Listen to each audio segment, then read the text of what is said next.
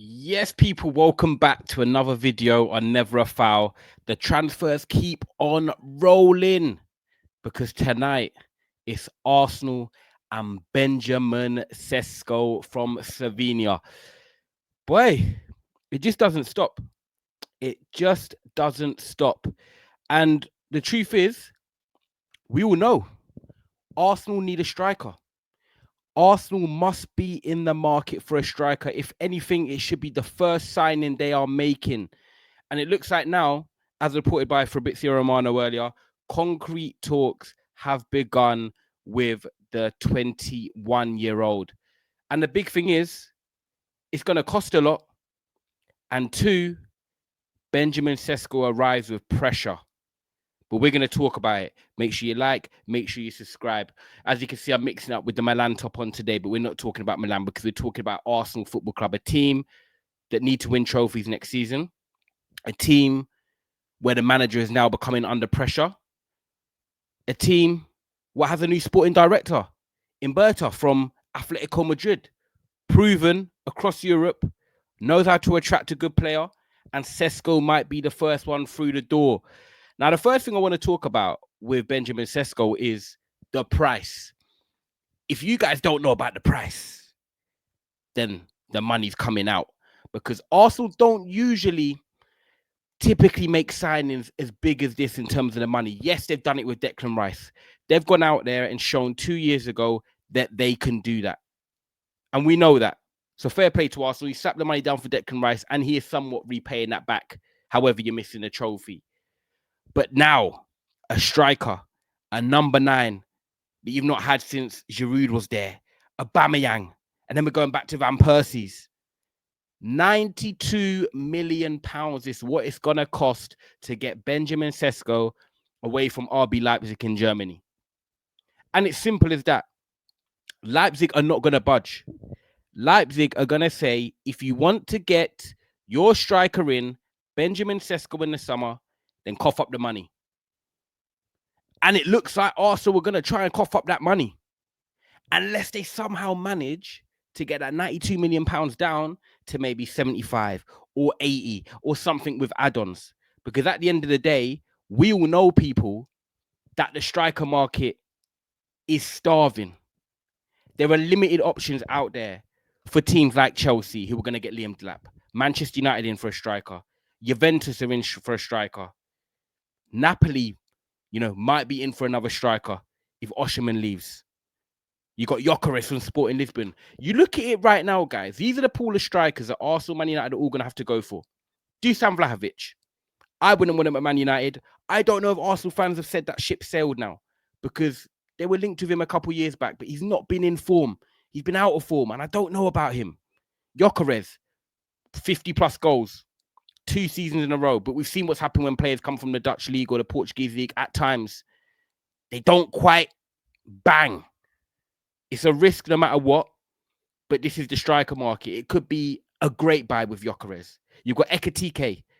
Frankfurt want more than 90 million for him. You've got, I'm trying to think who's out there, Osimhen, leaving Napoli. Where's he going to go? He's a striker that I think is ready and made for the Premier League right now. And then you've got Delap. So when you look at it, the striker market isn't great, guys. I've got to be real. And whoever it is, and whoever your club sign, including Man United, Chelsea, whoever it is, right? Part of it is going to feel like it's a risk. And this is the truth. There's going to be some strikers that are going to go to a club and absolutely rip it up, and you're going to be like, what a signing. And there's going to be some that people are going to say, I told you, or I knew he wouldn't do this, or I knew he lacked this. But these are all unknowns. And at the end of the day, Benjamin Sesko to Arsenal looks like a deal that is going to happen, because I feel like when Arsenal accelerate talks and go into concrete talks, they don't really waste their time. That's one thing I will commend Arsenal on as well, actually. I feel like when Arsenal are serious about a player, they normally get that player. They don't normally dip their feet in the swimming pool and just wiggle their feet and say, yeah, I'm time to get out now. If they're in, they're going in. Full lengths, swimming, freestyle. They're going in. And I think Arsenal will get this job done. So it looks like Benjamin Sesko is going to be the number 9. So how do you guys feel? Does it work? Is it the player you wanted? Because the truth is, we've got to talk about Benjamin Sesko because he's 21 years of age. He's going to be 22 at the end of this month, literally in 2 days' time. So it might be a perfect way to announce your birthday as an Arsenal player. But his recent seasons in Leipzig, and I'm talking the Bundesliga, one thing I'm gonna like about him is his availability for a tall striker. You know, over 6'3", 6'4". You look at Sesko in his last 2 seasons, 23-24 season, 31 games, 14 goals, 2 assists. This season just gone, where Leipzig did slightly struggle, if I'm honest. Marco Rose, the manager, was under pressure there. 33 games, 13 goals, 5 assists. So the assists have cropped up. The goals come down 1. But it just goes to show he's a 14, 13 goal a season striker in the league at a Leipzig team, which are attacking. They've got Lois Openda. You know, they've got Xabi Simons. They are a team that like to outscore their opponents. That's what the Red Bull philosophy is about. But he also can contribute with the assists. 5 assists. It's not amazing, but it's not poor. It shows that he can still contribute with assists. So that's, 16 goals contributions and 18 goal contributions in his last 2 seasons. Now, at Arsenal, I'd probably expect that to be more. Not expect, no. Arsenal fans would want more. And I think Sesko would want more from himself. So my question is, does it work for Arsenal Football Club? Now, the first thing I'm going to look at is comparing him to the profile he's coming in for now. So that's Kai Havertz, who's predominantly the main number 9 for Arsenal. He got injured. It was Mikel Merino. What do they all have in common? They're all quite tall, quite languid in their style, and it normally facilitates Bukayo Saka, Gabriel Martinelli. Now, Sesko, the difference between him and Havertz and Merino is that Sesko is actually a proper number 9. Sesko wants to score goals. He wants to get in the box. He can attack the ball with his head. But also, he is a proper focal point number 9 striker. He's going to be able to drop in the pockets. He's going to be able to hold up the ball. Use his chest, use his physicality, which I believe will help Bukayo Saka and Martinelli. Because I think the style-wise, Arsenal going for a striker that's not like a Gyökeres where I say he needs space in behind. He wants to be sort of on the shoulder of a defender. They're looking for a striker that can come deep, help retain the ball, flick it out wide, then attack the box and receive the crosses. He can help Saka and Martinelli go beyond, bring it in, drop it into the midfield. Odegaard can maybe play a free ball with them guys running in deep. I'm trying to look at this as a real club signing and something that Arsenal have looked at what's worked for them. And that is with Havertz, who's more of a false 9. He's not going to break lines and run in behind. Occasionally it happens. And Merino, again, not a striker or midfield converted striker that's going to run in behind. It's more into feet or crosses into the box. And they've gone for someone in Sesko that can do a bit of both. He can break the lines and get into the box, but he can also drop deep and hold the ball up. So I do think stylistically, this is a move that works for Arsenal and the way they play. My flip side of it, and this is maybe where I think it's different to someone like a Victor Osimhen and not many other strikers out there, is Sesko's coming into an Arsenal team right now where the demand and the pressure is high.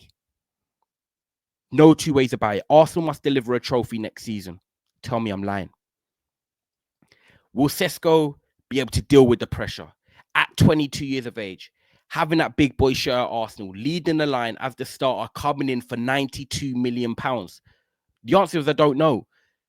And we will find out, because when you're wearing the Arsenal shirt, no matter what, rival fans are watching you closely.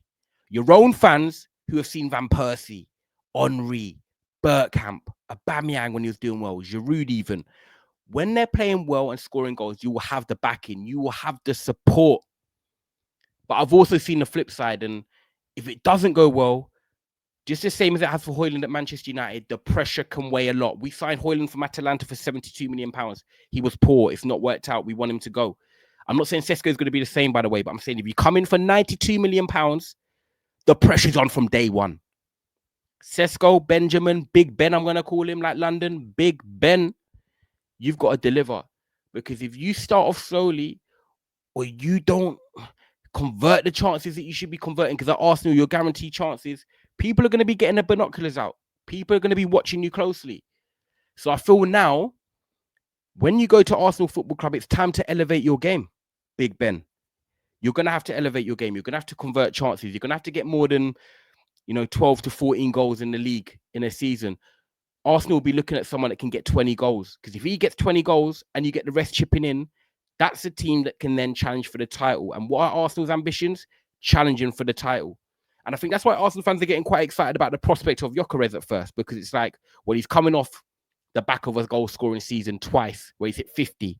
So yeah, you have that doubt, like it's the Portuguese league. I hear that. But he was very good at Coventry, by the way, in the championship. But you just come in with that aura of like, I think he's going to bang goals. That's what you think of Gyökeres. You just think he's going to bang goals. You're not really thinking about his overall game. Whereas I think with Sesko, because he doesn't score as many, you're then thinking about his overall game, which I think can be good.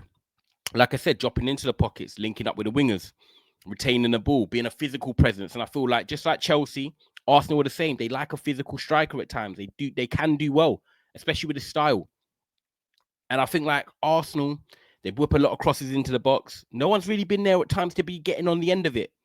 Well, Benjamin Sesko can, because he's over 6'3". He can attack that ball. Dynamite. Old school 9.